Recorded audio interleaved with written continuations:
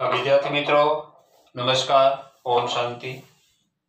तो आपने प्रकाश संश्लेषण ना चैप्टर में आगे बढ़िया आज प्रकाश श्वसन नो अभ्यास करिए। बराबर। तो प्रश्न छे आजनो प्रकाश श्वसन वर्णवो अथवा C2 पद वर्णवो। तो प्रकाश श्वसन कोने कहेवाय एनी व्याख्या जोईए। जे श्वसन मात्र वनस्पतिओमां अने प्रकाशनी हाजरीमां ज थाय तेने प्रकाश श्वसन कहेवाय छे। बराबर। आ प्रकाश श्वसन एवी प्रक्रिया छे के मात्र वनस्पतिमां ज थाय अने प्रकाशनी हाजरीमां थती क्रिया छे। बराबर। एने प्रकाश श्वसन कहेवाय। हवे प्रकाश श्वसन छे एनो समग्र अभ्यास करीए आपणे। तो प्रकाश श्वसन छे मित्रों कोषनी 3 अंगिकामां थती प्रक्रिया छे। हरितकण, पेरोक्सिसोम अने कणासूत्र। कोष केंद्र होय बराबर। आ रीते कोष होय तो कोषनुं जे कोष केंद्र छे एनी बाजुमां આવી રીતે 3 અંગિકા બાજુ-બાજુમાં આવેલી હોય છે। હરિતકણ, પેરોક્સિસોમ અને કણાસૂત્ર। ઓકે। હવે પ્રકાશ શ્વસનમાં હરિતકણની અંદર જે પ્રક્રિયા થાય છે આ હરિતકણ દર્શાવ્યું છે। બરાબર છે। પછી અહીંથી આટલો જે ભાગ છે આ કોષી અંગિકા છે પેરોક્સિસોમ અને અહીંયાથી આ કણાસૂત્ર છે। अच्छा, જે અંગિકામાં જે પ્રક્રિયા થાય છે એ દર્શાવી છે। તો હરિતકણની અંદર કઈ પ્રક્રિયા થાય તો કે RuBP રિબ્યુલોસ બાયફોસ્ફેટ। બરાબર છે। RuBP તો જે પેન્ટોસ શર્કરા છે 5 કાર્બન युक्त શર્કરા છે। બરાબર। એમની ઓક્સિજન સાથે પ્રક્રિયા રૂબિસ્કો ઉત્સેચકની હાજરીમાં થાય એટલે ફોસ્ફોગ્લાયકેટ। તો ફોસ્ફોગ્લાયકોલેટ એ 2 કાર્બન युक्त ઘટક છે અને PGA બને જે 3 કાર્બન युक्त ઘટક છે। PGA એટલે ફોસ્ફોગ્લિસરિક એસિડ। તો આપણે જાણીએ છીએ મિત્રો કેલ્વિન ચક્ર બની ગયા। તો કેલ્વિન ચક્ર છે એ કોષમાં CO2 ની RuBP સાથે પ્રક્રિયા થાય એને કેલ્વિન ચક્ર કહેવાય અને ઓક્સિજનની RuBP સાથે પ્રક્રિયા થાય એને પ્રકાશ શ્વસન કહેવાય। બરાબર। તો 5 કાર્બન युक्त RuBP ઓક્સિજન સાથે સંયોજાય રૂબિસ્કો ઉત્સેચકની હાજરીમાં એનું રૂપાંતર ફોસ્ફોગ્લાયકોલેટ અને PGA માં થાય। RuBP 5 કાર્બન युक्त ઘટક છે। તો 5 કાર્બન युक्त ઘટકમાંથી ફોસ્ફોગ્લાયકોલેટ જેમાં 2 કાર્બન હોય અને PGA માં 3 કાર્બન હોય। આ PGA છે એ હવે કેલ્વિન ચક્રમાં દાખલ થાય। બરાબર। આ PGA હવે કેલ્વિન ચક્રમાં દાખલ થાય। હવે આ ફોસ્ફોગ્લાયકોલેટ બને છે એમાંથી એક ઇનઓર્ગેનિક ફોસ્ફેટ દૂર થાય છે। ડીફોસ્ફોરાયલેશન થાય અથવા જેને વિફોસ્ફોરીકરણ કહેવાય ગુજરાતીમાં। એટલે ઇનઓર્ગેનિક ફોસ્ફેટ દૂર થાય એટલે અહીંથી ફોસ્ફો નીકળી જાય એટલે ગ્લાયકોલેટ બને। બરોબર। એટલે ફોસ્ફોગ્લાયકોલેટમાંથી ફોસ્ફેટ દૂર થાય એટલે ગ્લાયકોલેટ બને જેમાં 2 કાર્બન હોય છે। આ ગ્લાયકોલેટ હરિતકણમાંથી પેરોક્સિસોમમાં આવે છે। બરાબર। આ ગ્લાયકોલેટ છે એમાં એનું રૂપાંતર ગ્લાયકોઝાઇલેટ અને હાઇડ્રોજન પેરોક્સાઇડ માં થાય છે। ગ્લાયકોઝાઇલેટ છે એમાં 2 કાર્બન છે, ગ્લાયકોલેટ છે એમાં પણ 2 કાર્બન છે। આ ગ્લાયકોઝાઇલેટ નું રૂપાંતર છે ગ્લાયસિન માં થાય છે। ગ્લાયસિન છે 2 કાર્બન युक्त એમિનો એસિડ છે। હવે આ ગ્લાયસિન છે પેરોક્સિસોમ માંથી વહન પામી અને કણાસૂત્રમાં આવે છે। કણાસૂત્રમાં ગ્લાયસિન નું રૂપાંતર સેરીન માં થાય છે। હવે જાણો છો મિત્રો ગ્લાયસિન અને સેરીન આ બંને એમિનો એસિડ છે। ગ્લાયસિન માં 2 કાર્બન છે અને સેરીન માં 3 કાર્બન છે। તો 2 કાર્બન ધરાવતા સંયોજનમાંથી 3 કાર્બન ધરાવતો સેરીન કઈ રીતે બને?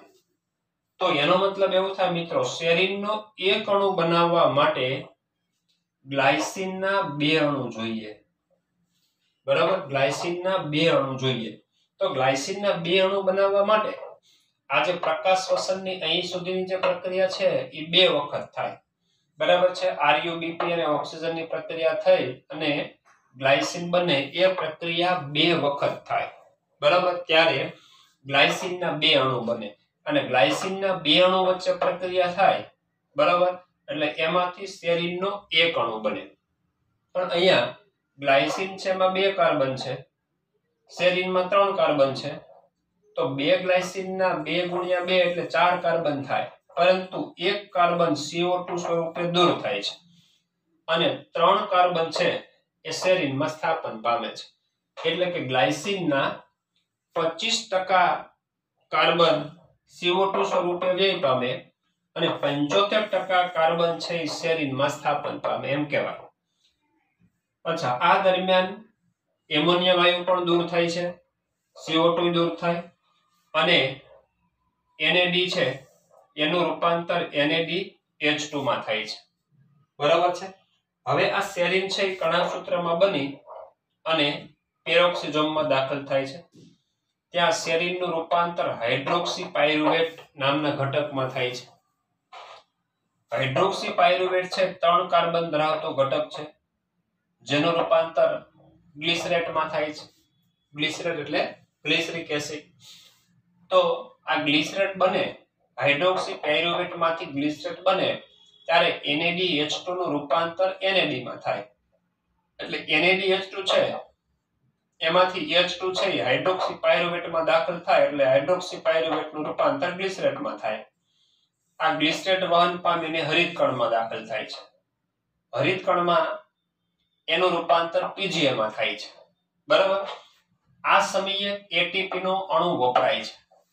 હવે ATP નો અણુ વપરાય છે એટલે ATP માંથી ફોસ્ફેટ છે એ ગ્લિસરેટમાં જોડાય એટલે ફોસ્ફોગ્લિસરિક એસિડ PGA બની જાય છે. એટલે એક ATP નું રૂપાંતર એક ADP માં થાય છે. મતલબ કે અહીંયા એક ATP નો વપરાશ થાય છે અને આ PGA હવે બરાબર કેલ્વિન ચક્રમાં દાખલ થાય છે એવી વાત કરીએ આપણે. અને કેલ્વિન ચક્રમાં પુનઃનિર્માણના તબક્કામાં ફરીથી RUBP ના સર્જન માટે વપરાય છે એટલે એમાંથી પાછો પુનઃનિર્માણ દરમિયાન RUBP બને છે. બરાબર, તો આ સમગ્ર ચર્ચા થઈ ગઈ મિત્રો 3 કોષીય અંગિકાની ચર્ચા એટલે કે પ્રકાશ શ્વસન. બરાબર, હવે અહીંયા આપણે વાત કરી C2 પદ. તો આ પ્રકાશ શ્વસનમાં સૌથી પહેલી પ્રક્રિયા છે RUBP ની ઓક્સિજન સાથે થાય એટલે સર્વપ્રથમ નિપજ તરીકે ફોસ્ફોગ્લાયકોલેટ પ્રાપ્ત થાય છે. આ ફોસ્ફોગ્લાયકોલેટમાં 2 કાર્બન છે, જોઈ શકો છો. તો 2 કાર્બન છે એટલે પ્રકાશ શ્વસનને C2 પદ કહેવાય. આપણે કેલ્વિન ચક્રને યાદ કરો મિત્રો, C3 પદ કહેવાય છે. કારણ કે કેલ્વિન ચક્રમાં બરાબર સર્વપ્રથમ પ્રાપ્ત થતી નિપજ છે સ્થાયી નિપજ PGA છે, એમાં કાર્બનની સંખ્યા 3 છે એટલે એને C3 પદ કહેવાય. એવી રીતે પ્રકાશ શ્વસનમાં પ્રથમ સ્થાયી નિપજ, પ્રથમ બનતી નિપજ ફોસ્ફોગ્લાયકોલેટ છે જે 2 કાર્બન યુક્ત છે માટે પ્રકાશ શ્વસનને C2 પદ પણ કહેવાય છે. ઓકે, હવે અહીંથી અહીંયા સુધીની પ્રક્રિયા 2 વખત થાય છે અને એનો મતલબ સ્પષ્ટ એવો કે 2 RUBP અને 2 ઓક્સિજન જો પ્રક્રિયામાં ભાગ લે તો એમાંથી 2 ગ્લાયસિન બને અને 2 ગ્લાયસિન માંથી બરાબર છે એક સેરીનનો અણુ પ્રાપ્ત થાય છે. ઓકે, પ્રકાશ શ્વસનના પથમાં શર્કરા એટલે કે ગ્લુકોઝ, ATP કે NADH2 નું સંશ્લેષણ થતું નથી. બરાબર, કોઈ સ્થાને ગ્લુકોઝનું નિર્માણ નથી થતું, ATP નું સંશ્લેષણ નથી થતું, NADH2 નું પણ સંશ્લેષણ થતું નથી, પરંતુ ATP નો ઉપયોગ થાય છે. અહીંયા આપણે જોઈ ગયા કે ગ્લિસરેટમાંથી ફોસ્ફેટ છે, ફોસ્ફેટ ઉમેરાય PGA બને તો એમાં ATP નો ફોસ્ફેટ વપરાય છે એટલે કે ATP નો અણુ વપરાશ થાય છે અને CO2 મુક્ત થતી ક્રિયા છે. અહીંયા જોઈ શકો છો CO2 વાયુ મુક્ત થાય છે. હવે CO2 વાયુ મુક્ત થઈ જાય તો આ CO2 વાયુ છે તો વાતાવરણમાં વ્યય પામે છે. વનસ્પતિને જે કેલ્વિન ચક્ર માટે CO2 જોઈએ છે સ્થાપન માટે એ વનસ્પતિએ પાછો મેળવવો પડે છે. એટલે વનસ્પતિ માટે આ CO2 દૂર થવાની ક્રિયા છે વ્યયકારક છે અને વત્તા આ એટીપી નો વપરાશ પણ થાય છે, બરાબર. એટલે એકંદરની દ્રષ્ટિએ જોઈએ તો પ્રકાશ શ્વસન છે વ્યયકારક પ્રક્રિયા છે. વ્યયકારક એટલે નુકસાનકારક પ્રક્રિયા છે, નકારાત્મક પ્રક્રિયા છે. કેમ? એટીપી નો વપરાશ થાય છે અને CO2 નો વ્યય થાય છે. તો CO2 નો વ્યય કરતી અને એટીપી નો વપરાશ કરતી પ્રક્રિયા છે પ્રકાશ શ્વસન, એટલે એને વ્યયકારક પ્રક્રિયા પણ કહેવામાં આવે છે. પણ માત્ર વ્યયકારક પ્રક્રિયા છે એવું નથી. પ્રકાશ શ્વસન છે એનો ફાયદો પણ છે. તો મહત્વ લખ્યું છે કે પ્રકાશ શ્વસન વનસ્પતિને ફોટો ઓક્સિડેશન સામે રક્ષણ આપે છે, બરાબર. વનસ્પતિને ફોટો ઓક્સિડેશન સામે રક્ષણ આપતી ક્રિયા છે. તો ફોટો ઓક્સિડેશન એટલે શું? તો આપણે જાણીએ છીએ કે જ્યારે CO2 છે ઓછો હોય, વનસ્પતિને CO2 ઓછો પ્રાપ્ત થતો હોય અને પ્રકાશની તીવ્રતા વધુ હોય, પ્રકાશ પૂરતો હોય, બરાબર. પ્રકાશ વધારે પડતો હોય, પૂરી તીવ્રતાનો હોય, પણ CO2 ઓછો હોય તો CO2 નું સ્થાપન ઘટે. તો વધારાનો જે પ્રકાશ છે, વધારાની પ્રકાશની તીવ્રતા, બરાબર, તો આ વધારાનો પ્રકાશ છે એ શું કરશે? પર્ણમાં રહેલા ક્લોરોફિલનું ઓક્સિડેશન કરી એનું વિઘટન કરી નાખશે, બરાબર. આ ક્રિયાને ફોટો ઓક્સિડેશન કહેવાય છે. શું કહેવાય છે? Photo oxidation. ટૂંકમાં પર્ણમાં રહેલા ક્લોરોફિલનું પ્રકાશની હાજરીમાં વિઘટન થઈ જાય ઊંચી તીવ્રતાએ, એને ફોટો ઓક્સિડેશન કહેવાય. તો આ ફોટો ઓક્સિડેશન સામે રક્ષણ કોણ આપે? તો કે પ્રકાશ શ્વસન. કેમ? પ્રકાશ શ્વસન એ પ્રકાશની હાજરીમાં થતી ક્રિયા છે.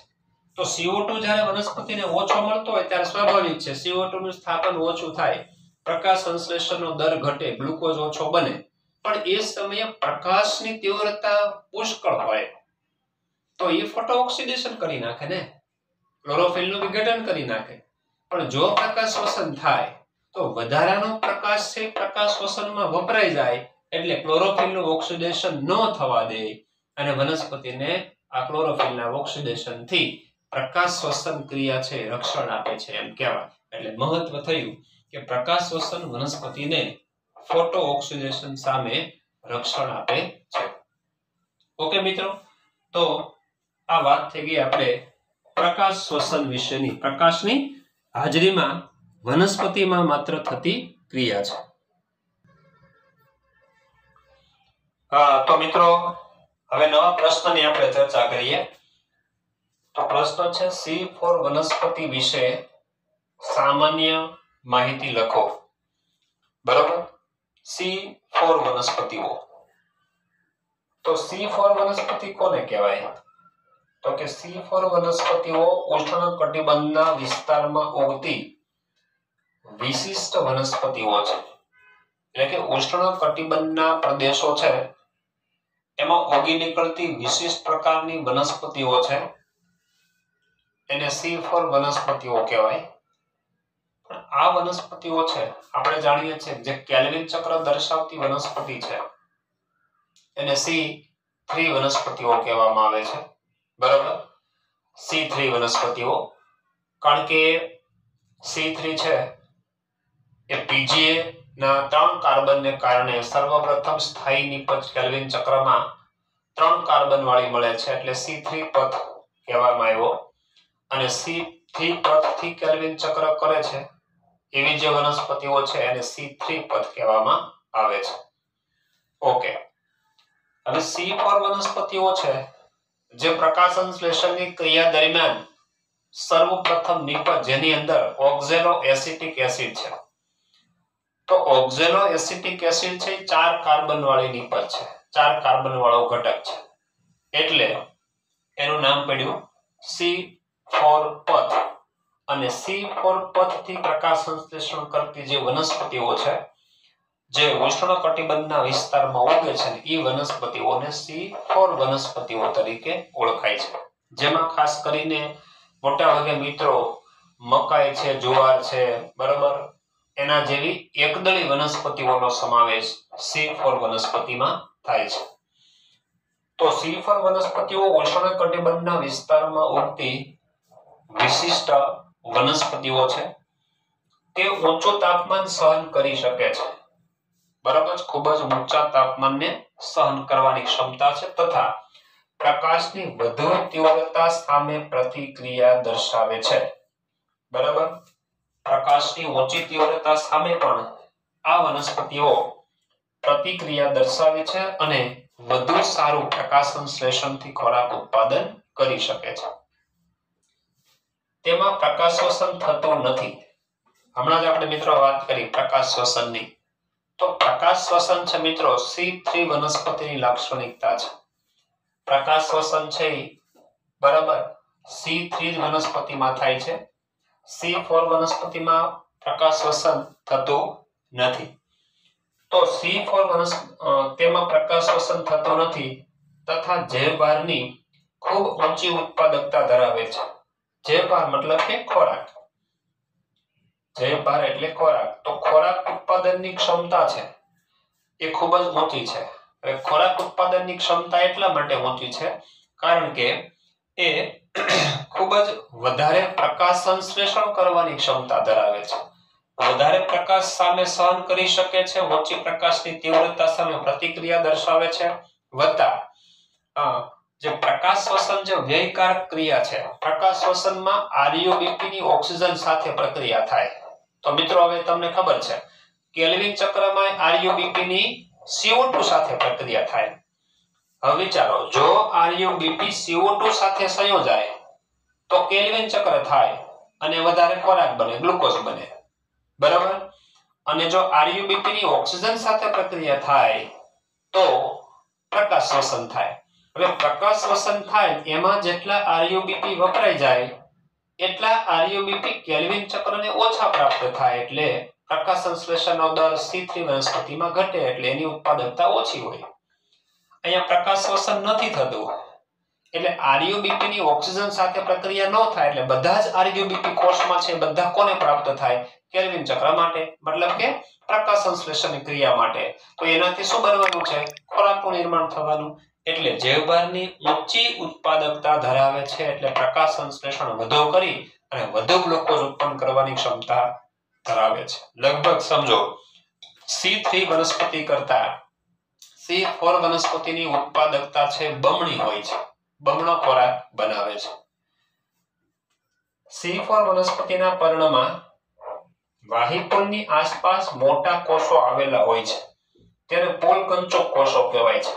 હવે અહીંયા આકૃતિની અંદર એક C4 વનસ્પતિ છે, એના પર્ણની રચના છે, એમાં વાહિપોલ, અહીંયા વચ્ચે આ વાહિપોલ છે.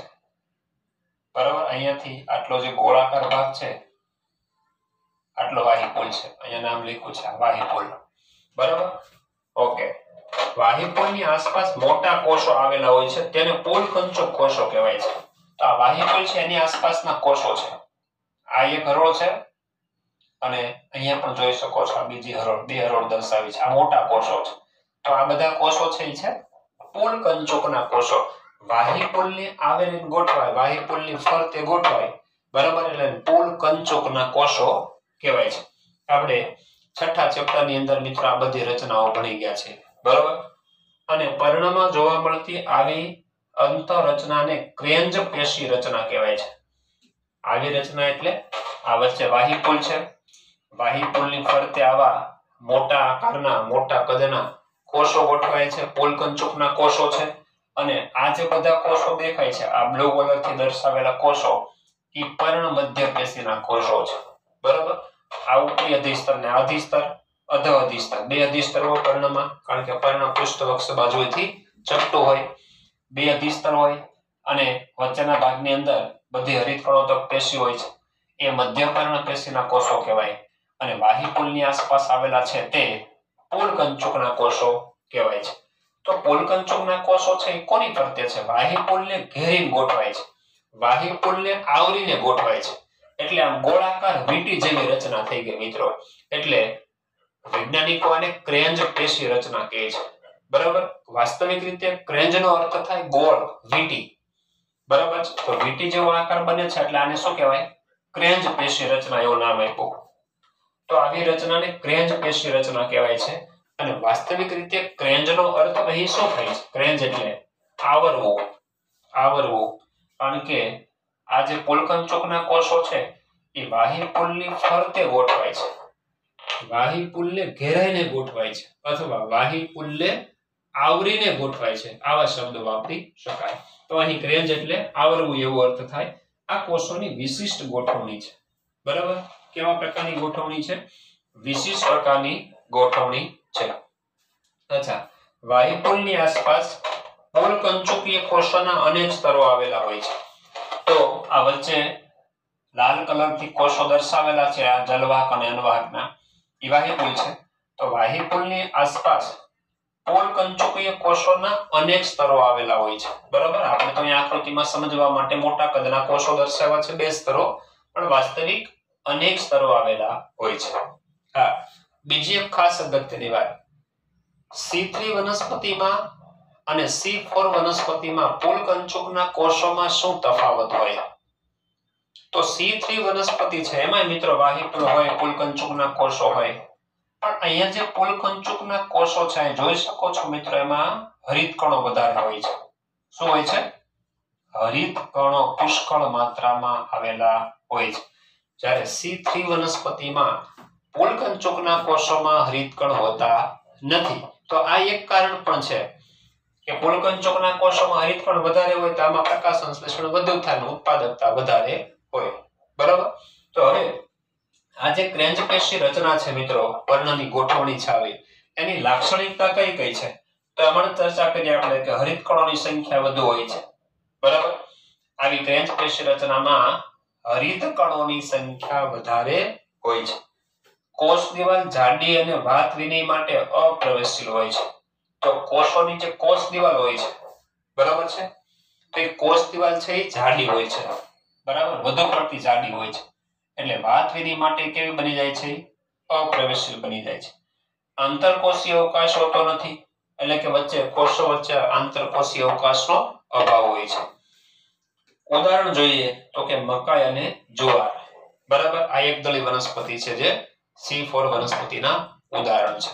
તો આ C4 વનસ્પતિ વિશેની સામાન્ય માહિતીની ચર્ચા આપણે કરી. તો લેક્ચર અહીંયા પૂર્ણ થાય છે. ઓમ શાંતિ.